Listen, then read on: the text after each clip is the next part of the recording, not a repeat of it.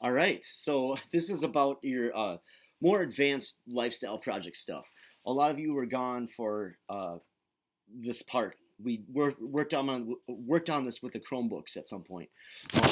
So if you look, this is one of the number one questions I get. If you look at the very bottom, it has baseline data, and then there's another tab for reduction data, and then after you enter those numbers in, it's going to give you a stats comparison.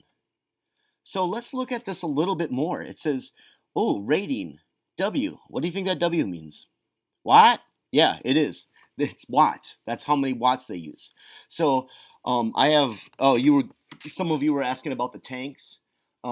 Typical aquarium wattage, I just looked this up, is 2 to 5 watts. So I'm going to say about 2 watts for both of my 10s, and then maybe about 3 for my 20.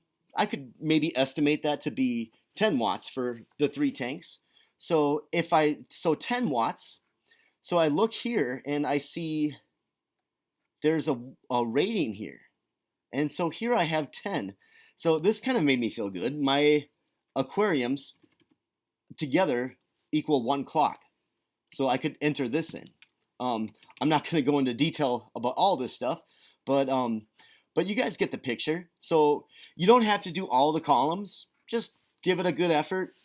Pick a couple, whatever you think is convenient, and go with it. So your essays have been pretty cool, and yeah, I'll talk more about that later.